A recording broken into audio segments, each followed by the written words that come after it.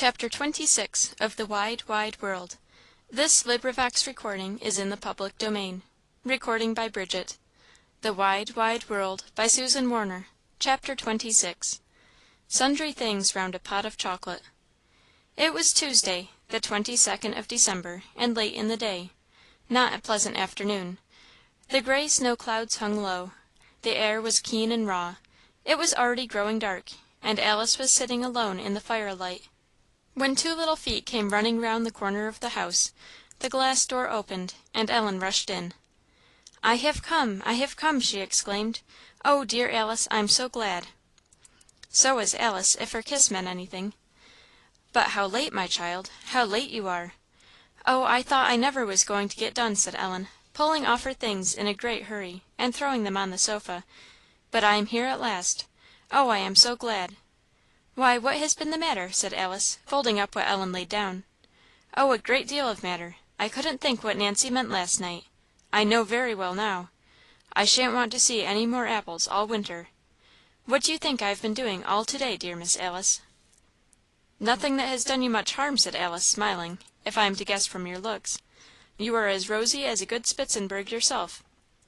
"That's very funny," said Ellen, laughing, "for Aunt Fortune said a while ago that my cheeks were just the colour of two mealy potatoes." "But about the apples?" said Alice. "Why, this morning I was thinking I would come here so early, when the first thing I knew, Aunt Fortune brought out all those heaps and heaps of apples into the kitchen, and made me sit down on the floor; and then she gave me a great big needle, and set me to stringing them all together, and as fast as I strung them, she hung them up all round the ceiling. I tried very hard to get through before, but I could not; and I am so tired, I thought I never should get to the bottom of that big basket." "Never mind, love; come to the fire. We'll try and forget all disagreeable things while we are together." "I have forgotten it almost already," said Ellen, as she sat down in Alice's lap, and laid her face against hers. "I don't care for it at all now." But her cheeks were fast fading into the uncomfortable colour Miss Fortune had spoken of, and weariness and weakness kept her for a while quiet in Alice's arms, overcoming even the pleasure of talking. They sat so till the clock struck 5:30; then Alice proposed they should go into the kitchen and see Margery, and order the tea made, which she had no doubt Ellen wanted. Margery welcomed her with great cordiality. She liked anybody that Alice liked, but she had besides declared to her husband that Ellen was an uncommon well behaved child. She said she would put the tea to draw, and they should have it in a very few minutes. "But, Miss Alice, there's an Irish body, out by, waiting to speak to you. I was just coming in to tell you. Will you please to see her now?" "Certainly; let her come in. Is she in the cold, Margery?" "No, Miss Alice; there's a fire there this evening. I'll call her." The woman came up from the lower kitchen at the summons. She was young, rather pretty, and with a pleasant countenance, but unwashed, uncombed, untidy. No wonder Margery's nicety had shrunk from introducing her into the spotless upper kitchen. The unfailing Irish cloak was drawn about her, the hood brought over her head, and on the head and shoulders the snow lay white, not yet melted away. "Did you wish to speak to me, my friend?" said Alice, pleasantly.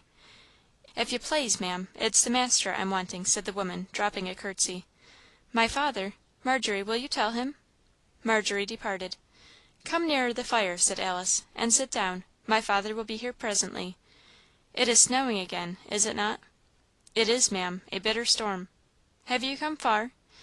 "It's a good bit, my lady; it's more nor a mile beyant Carra; just right foragin the old big hill they call the Catchback, in Jemmy Morrison's woods, where Pat M'Farren's clearing is. It's there I live, my lady." "That is a long distance indeed, for a walk in the snow," said Alice, kindly. "Sit down, and come nearer the fire. Margery will give you something to refresh you." "I thank ye, my lady, but I want nothing man can give me the night; and when one's on an errand of life and death, it's little the cold or the storm can do to put out the heart's fire." "Life and death! Who is sick?" said Alice. "It's my own child, ma'am my own boy all the child I have; and I'll have none by the morning light." "Is he so ill?" said Alice. "What is the matter with him?" "Myself doesn't know." The voice was fainter, the brown cloak was drawn over her face, and Alice and Ellen saw her shoulders heaving with the grief she kept from bursting out. They exchanged glances. "Sit down," said Alice again presently, laying her hand upon the wet shoulder. Sit down and rest. My father will be here directly. Margery oh, that's right, a cup of tea will do her good. What do you want with my father?" "The Lord bless ye, I'll tell you, my lady." She drank off the tea, but refused something more substantial that Margery offered her. "The Lord bless ye, I couldn't. My lady, there wasn't a stronger, nor prettier, nor swaider child, nor couldn't be, nor he was when we left it. It'll be 3 years come the 15th of April next; but I'm thinking the bitter winters of this cowld country has chilled the life o' him. And trouble's cowlder than all," she added in a lower tone. "I seed him grow waker and waker, and his dare face grown thinner and thinner, and the red all left it; only 2 burning spots was on it some days.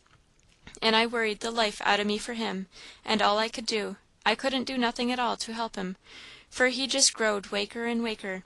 I axed the father wouldn't he see the doctor about him; but he's an easy kind o' man, my lady, and he said he would, and he never did to this day; and John, he always said it was no use sending for the doctor, and looked so swate at me, and said for me not to fret, for sure he'd be better soon, or he'd go to a better place; and I thought he was already like a heavenly angel itself, and always was, but then more nor ever. Och, it's soon that he'll be one entirely, let Father Shannon say what he will." She sobbed for a minute, while Alice and Ellen looked on, silent and pitying.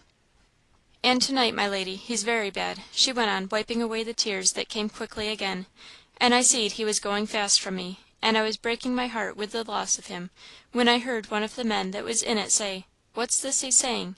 says he. 'And what is this, thin?' says I. 'About the gintleman that praiches at Carra,' says he; 'he's a calling for him,' says he.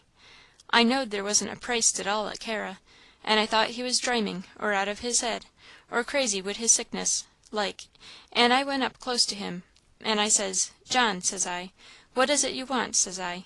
'And sure, if it's anything in heaven above or in earth beneath that your own mother can get for ye,' says I, 'ye shall have it,' says I.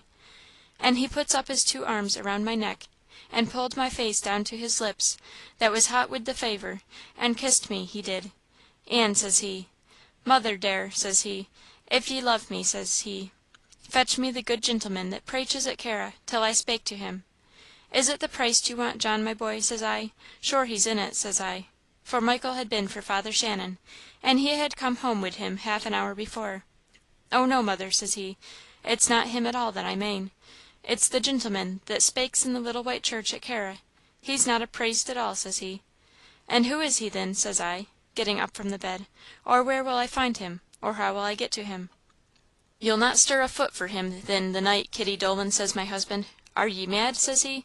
'Sure it's not his own head the child has at all, or it's a little hiritic he is,' says he; 'and ye won't show the disrespect to the priest in your own house.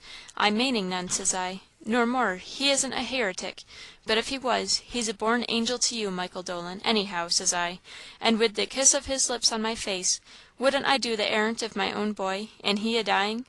By the blessing, an' I will, if 20 men stood between me and it. So tell me where I'll find him, this praist, if there's the love of mercy in any soul of ye,' says I. But they wouldn't spake a word for me, not one of them. So I axed and axed at one place and another, till here I am. And now, my lady, will the master go for me to my poor boy? For he'd maybe be dead while I stand here." "Surely I will," said Mr. Humphreys, who had come in while she was speaking. "Wait but one moment."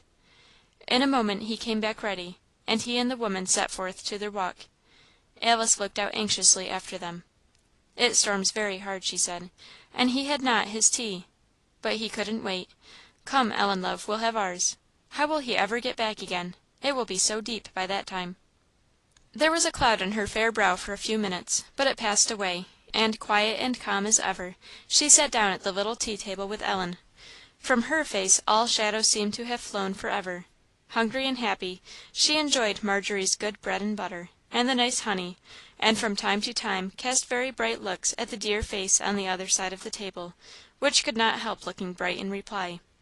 Ellen was well pleased, for her part, that the third seat was empty; but Alice looked thoughtful sometime as a gust of wind swept by, and once or twice went to the window. After tea Alice took out her work, and Ellen put herself contentedly down on the rug, and sat leaning back against her. Silent for very contentment for a while, she sat looking gravely into the fire. while Alice's fingers drove a little steel hook through and through some silk purse in a mysterious fashion that no eye could be quick enough to follow, and with such skill and steadiness that the work grew fast under her hand. "I had such a funny dream last night," said Ellen. "Had you? What about?" "It was pleasant, too," said Ellen, twisting herself round to talk, "but very queer. I dreamed about that gentleman that was so kind to me on board the boat you know, I told you about him." "Yes, I remember." "Well, I dreamed of seeing him somewhere I don't know where and he didn't look a bit like himself, only I knew who it was; and I thought I didn't like to speak to him for fear he wouldn't know me; but then I thought he did, and came up and took my hand, and seemed so glad to see me, and he asked me if I had been pious since he saw me." Ellen stopped to laugh. "And what did you tell him?" "I told him yes, and then I thought he seemed so very pleased." "Dreamers do not always keep close to the truth, it seems." "I didn't," said Ellen, "but then I thought I had, in my dream." "Had what? Kept close to the truth?" No, been what he said." "Dreams are queer things," said Alice. "I have been far enough from being good to day," said Ellen, thoughtfully. "How so, my dear?" "I don't know, Miss Alice because I never am good, I suppose." "But what has been the matter to day?" "Why, those apples! I thought I would come here so early, and then, when I found I must do all those baskets of apples first, I was very ill humoured; and Aunt Fortune saw I was, and said something that made me worse; and I tried as hard as I could to get through before dinner; and when I found I couldn't, I said I wouldn't come to dinner; but she made me, and that vexed me more, and I wouldn't eat scarcely anything; and then, when I got back to the apples again, I sewed so hard that I ran the needle into my finger ever so far see there, what a mark it left! And Aunt Fortune said it served me right, and she was glad of it, and that made me angry. I knew I was wrong afterwards, and I was very sorry. Isn't it strange, dear Alice, I should do so when I have resolved so hard that I wouldn't?" "Not very, my darling. As long as we have such evil hearts as ours are, it is strange that they should be so evil." "I told Aunt Fortune afterwards I was sorry, but she said, 'Actions speak louder than words, and words are cheap.' If she only wouldn't say that just as she does! It does worry me so." "Patience," said Alice, passing her hand over Ellen's hair as she sat looking sorrowfully up at her; "you must try not to give her occasion. Never mind what she says, and overcome evil with good." "That is just what Mamma said!" exclaimed Ellen, rising to throw her arms around Alice's neck, and kissing her with all the energy of love, gratitude, repentance, and sorrowful recollection. "Oh, what do you think?" she said, suddenly, her face changing again. "I got my letter last night." "Your letter?" "Yes, the letter the old man brought, don't you know? And it was written in the ship, and there was only a little bit from Mamma, and a little bit from Papa, but so good. Papa says she is a great deal better, and he has no doubt he will bring her back in the spring or summer quite well again. Isn't that good?" "Very good, dear Ellen. I am very glad for you." "It was, on my bed last night. I can't think how it got there, and I don't care either, so long as I've got it. What are you making?" "A purse," said Alice, laying it on the table for her inspection. "It will be very pretty. Is the other end to be like this?" "Yes, and these tassels to finish them off." "Oh, that's beautiful!" said Ellen, laying them down to try the effect. "And these rings to fasten it with? Is it black?" "No, dark green. I am making it for my brother John." "A Christmas present!" exclaimed Ellen. "I'm afraid not; he will hardly be here by that time. It may do for New Year." "How pleasant it must be to make Christmas and New Year presents!" said Ellen, after she had watched Alice's busy fingers for a few minutes. "I wish I could make something for somebody. Oh, I wonder if I couldn't make something for Mr. Van Brunt? Oh, I should like to, very much."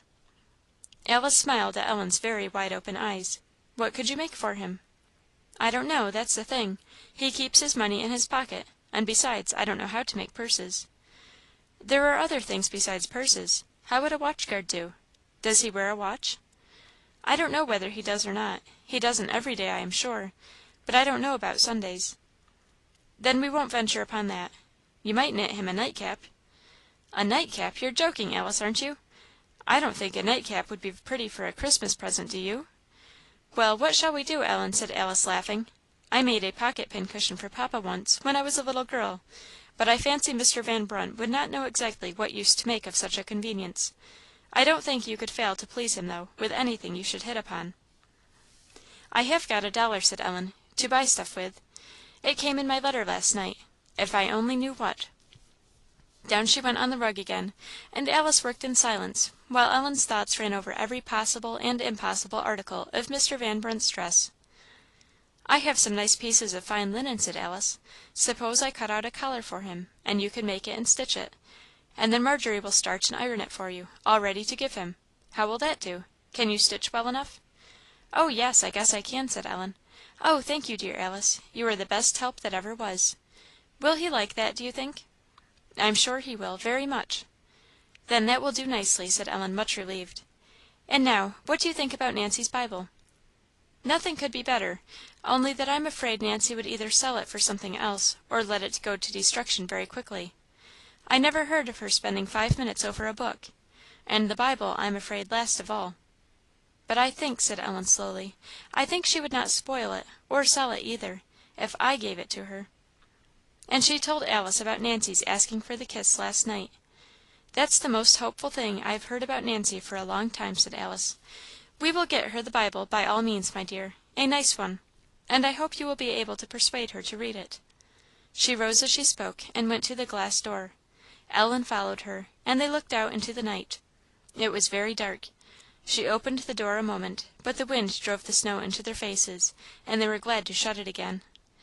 "It's almost as bad as the night we were out, isn't it?" said Ellen. "Not such a heavy fall of snow, I think, but it is very windy and cold. Papa will be late getting home." "I'm sorry you are worried, dear Alice." "I'm not much worried, love. I've often known Papa out late before, but this is rather a hard night for a long walk. Come, we'll try to make a good use of the time while we are waiting. Suppose you read to me while I work." She took down a volume of Cowper, and found his account of the 3 pet hares. Ellen read it, and then several of his smaller pieces of poetry. Then followed a long talk about hares and other animals, about Cowper and his friends, and his way of life. Time passed swiftly away; it was getting late. "How weary Papa will be," said Alice; "he has had nothing to eat since dinner. I'll tell you what we'll do, Ellen," she exclaimed, as she threw her work down; "we'll make some chocolate for him. That'll be the very thing. Ellen, dear, run into the kitchen and ask Margery to bring me the little chocolate pot and a pitcher of night's milk." Margery brought them. The pot was set on the coals, and Alice had cut up the chocolate that it might melt the quicker. Ellen watched it with great interest till it was melted, and the boiling water stirred in, and the whole was simmering quietly in the coals. "Is it done now?" "No, it must boil a little while, and then the milk must be put in, and when that has boiled, the eggs, and then it will be done." With Margery and the chocolate pot the cat had walked in. Ellen immediately endeavoured to improve his acquaintance.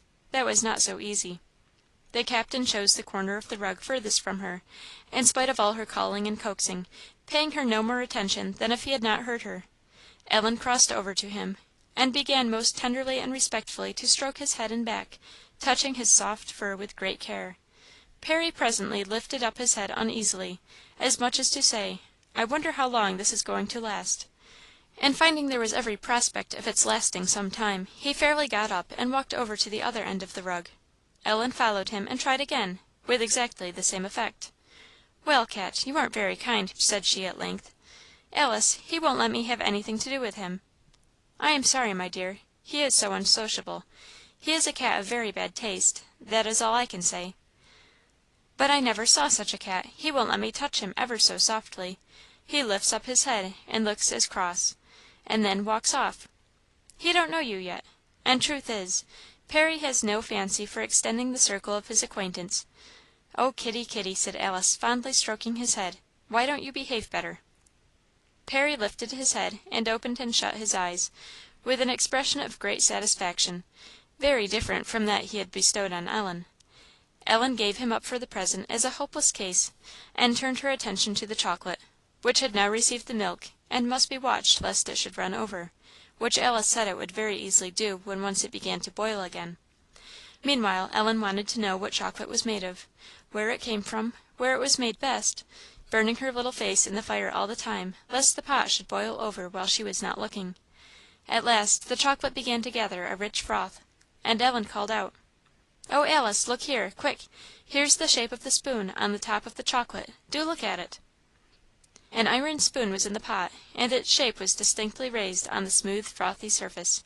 As they were both bending forward to watch it, Alice waiting to take the pot off the moment it began to boil, Ellen heard a slight click of the lock of the door, and turning her head, was a little startled to see a stranger there, standing still at the far end of the room. She touched Alice's arm, without looking round, but Alice started to her feet with a slight scream, and in another minute had thrown her arms round the stranger and was locked in his. Ellen knew what it meant now, very well. She turned away as if she had nothing to do with what was going on there, and lifted the pot of chocolate off the fire with infinite difficulty; but it was going to boil over, and she would have broken her back rather than not do it. And then she stood with her back to the brother and sister, looking into the fire as if she was determined not to see them till she could help it. But what she was thinking of, Ellen could not have told, then or afterwards.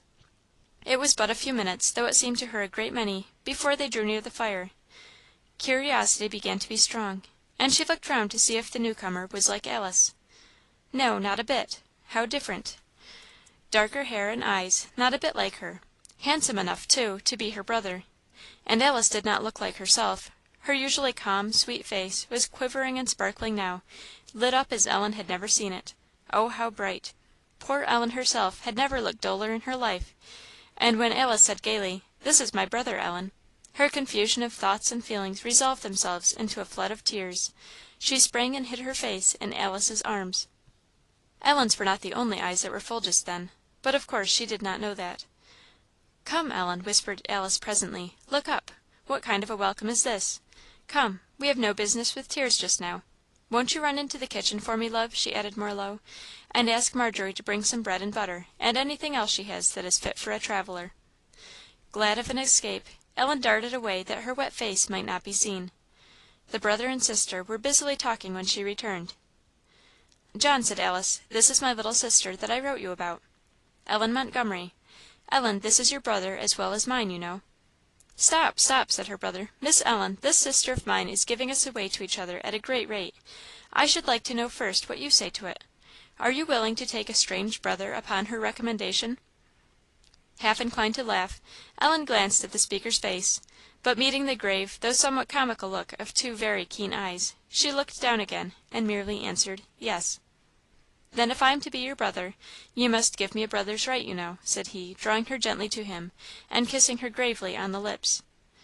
Probably Ellen thought there was a difference between John Humphreys and Mr. Van Brunt, or the young gentleman of the apple paring; for though she coloured a good deal, she made no objection, and showed no displeasure. Alice and she now busied themselves with getting the cups and saucers out of the cupboard, and setting the table; but all that evening, through whatever was doing, Ellen's eyes sought the stranger as if by fascination. She watched him whenever she could without being noticed. At first she was in doubt what to think of him. She was quite sure, from that one looking into his eyes, that he was a person to be feared; there was no doubt of that. As to the rest, she didn't know. "And what have my two sisters been doing to spend the evening?" said John Humphreys, one time that Alice was gone into the kitchen on some kind errand for him. "Talking, Sir," said Ellen, doubtfully. "Talking! this whole evening! Alice must have improved. What have you been talking about?" "Hares, and dogs, and about Mr. Cowper, and some other things." "Private affairs, eh?" said he, with again the look Ellen had seen before. "Yes, Sir," said Ellen, nodding and laughing. "And how came you upon Mr. Cowper?" "Sir? How came you to be talking about Mr. Cowper?" "I was reading about his hares, and about John Gilpin, and then Alice told me about Mr. Cowper and his friends." "Well, I don't know, after all, that you have had a pleasanter evening than I have had," said her questioner, "though I have been riding hard, with a cold wind in my face, and the driving snow doing all it could to discomfort me. I have had this very bright fireside before me all the way." He fell into a fit of grave musing, which lasted till Alice came in, then suddenly fell a fumbling in his pocket. "Here's a note for you," said he, throwing it into her lap. "A note! Sophia Marshman! Where did you get it?" "From her own hand. Passing there to day, I thought I must stop a moment to speak to them, and had no notion of doing more; but Mrs. Marshman was very kind, and Miss Sophia in despair; so the end of it was, I dismounted and went in to await the preparing of that belay, while my poor nag was led off to the stables, and a fresh horse supplied me. I fancy that tells you on what conditions." "Charming!" said Alice; "to spend Christmas! I am very glad. I should like to very much, with you, dear. If I can only get Papa but I think he will. It will do him a great deal of good." To morrow, she says, we must come. But I doubt the weather will not let us. We shall see. I rode Prince Charlie down. He is a good traveller, and the sleighing will be fine if the snow be not too deep. The old sleigh is in being yet, I suppose?" "Oh, yes, in good order." "Ellen, what are you looking so grave about? You are going too." "I?" said Ellen, with a great spot of crimson coming back in each cheek. "To be sure; do you think I am going to leave you behind?" "But" "But what?" "There won't be room." "Room in the sleigh? Then we'll put John on Prince Charlie, and let him ride there, postillion fashion." "But Mr. Humphreys?" "He always goes on horseback; he will ride Sharp or old John." In great delight, Ellen gave Alice an earnest kiss, and then they all gathered round the table to take their chocolate, or rather to see John take his, which his sister would not let him wait for any longer. The storm had ceased, and through the broken clouds the moon and stars were looking out, so they were no more uneasy for Mr. Humphreys, and expected him every moment. Still the supper was begun and ended without him, and they had drawn round the fire again before his welcome step was at last heard. There was new joy then, new embracing and questioning and answering. The little circle opened to let him in, and Alice brought the corner of the table to his side and poured him out a cup of hot chocolate. But after drinking half of it, and neglecting the eatables beside him, he sat with one hand in the other, his arm leaning on his knee, with a kind of softened gravity upon his countenance. "Is your chocolate right, Papa?" said Alice at length. "Very good, my daughter." He finished the cup, but then went back to his old attitude and look. Gradually they ceased their conversation, and waited, with respectful affection and some curiosity for him to speak. Something of more than common interest seemed to be in his thoughts. He sat looking earnestly in the fire, sometimes with almost a smile on his face, and gently striking one hand in the palm of the other. And sitting so, without moving or stirring his eyes, he said at last, as though the words had been forced from him, "Thanks be unto God for his unspeakable gift." As he added no more, Alice said gently, "What have you seen to night, Papa?" He roused himself, and pushed the empty cup towards her. "A little more, my daughter. I have seen the fairest sight almost a man can see in this world. I have seen a little ransomed spirit go home to its rest. Oh, that unspeakable gift!" He pressed his lips thoughtfully together while he stirred his chocolate. But having drunk it, he pushed the table from him, and drew up his chair. "You had a long way to go, Papa," observed Alice again. "Yes, a long way there. I don't know what it was coming home. I never thought of it. How independent the spirit can be of externals. I scarcely felt the storm to night." "Nor I," said his son. "I had a long way to go," said Mr. Humphreys.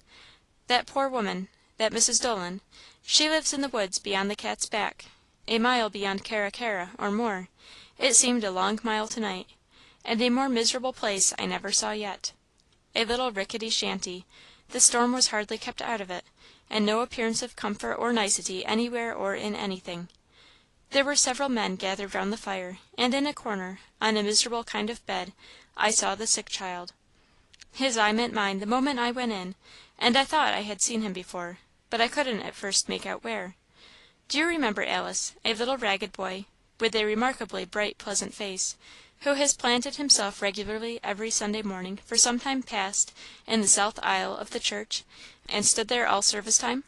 Alice said no. "I have noticed him often, and noticed him as paying a most fixed and steady attention. I have repeatedly tried to catch him on his way out of the church, to speak to him, but always failed. I asked him to night, when I first went in, if he knew me. 'I do, Sir,' he said. I asked him where he had seen me. He said, 'In the church beyant.' 'So,' said I, 'you are the little boy I have seen there so regularly. What did you come for?' 'To hear your honour spake the good words.' 'What good words?' said I. 'About what?' He said, 'About him that was slain, and washed us from our sins in his own blood.' 'And do you think he has washed away yours?' I said. He smiled at me very expressively. I suppose it was somewhat difficult for him to speak; and to tell the truth, so it was for me, for I was taken by surprise. But the people in the hut had gathered round, and I wished to hear him say more, for their sake as well as my own. I asked him why he thought his sins were washed away. He gave me for answer part of the verse, 'Suffer little children to come unto me,' but did not finish it. 'Do you think you are very sick, John?' I asked. 'I am, Sir,' he said. 'I'll not be here long.' 'And where do you think you are going, then?' said I. He lifted one little thin bony arm from under his coverlid, and through all the dirt and pallor of his face, the smile of heaven I am sure was on it, as he looked and pointed upward, and answered, "Jesus." I asked him presently, as soon as I could, what he had wished to see me for. I don't know whether he heard me or not. He lay with his eyes half closed, breathing with difficulty. I doubted whether he would speak again; and indeed, for myself, I had heard and seen enough to satisfy me entirely. For the sake of the group around the bed, I could have desired something further. They kept perfect stillness, awed, I think, by a profession of faith such as they had never heard before. They and I stood watching him, and at the end of a few minutes not more than 10 or 15 he opened his eyes, and with sudden life and strength rose up half way in bed, exclaiming, "Thanks be to God for his unspeakable gift!" and then fell back, just dead. The old gentleman's voice was husky as he finished, for Alice and Ellen were both weeping, and John Humphreys had covered his face with his hands. "I have felt," said the old gentleman presently, "as if I could have shouted out his words, his dying words, all the way as I came home. My little girl," said he, drawing Ellen to him, "do you know the meaning of those sweet things of which little John Dolan's mind was so full?" Ellen did not speak. "Do you know what it is to be a sinner, and what it is to be a forgiven child of God?" "I believe I do, Sir," Ellen said. He kissed her forehead and blessed her, and then said, "Let us pray." It was late; the servants had gone to bed, and they were alone. Oh, what a thanksgiving Mr. Humphreys poured forth for that unspeakable gift! that they, every one there, had been made to know and rejoice in it; for the poor little boy, rich in faith, who had just gone home in the same rejoicing; for their own loved ones, who were there already; and for the hope of joining them soon in safety and joy, to sing with them the new song for ever and ever. There were no dry eyes in the room; and when they arose, Mr. Humphreys, after giving his daughter the usual kiss for good night, gave one to Ellen too, which he had never done before; and then going to his son, and laying both hands on his shoulders, kissed his cheek also, then silently took his candle and went. They lingered a little while after he was gone, standing round the fire as if loath to part, but in grave silence, each busy with his own thoughts. Alice's ended by fixing on her brother, for, laying her hand and her head carelessly on his shoulder, she said, "And so you have been well all this time, John?" He turned his face towards her without speaking, but Ellen as well as his sister saw the look of love with which he answered the question, rather of endearment than inquiry; and from that minute Ellen's mind was made up as to the doubt which had troubled her. She went to bed quite satisfied that her new brother was a decided acquisition. CHAPTER XXVII.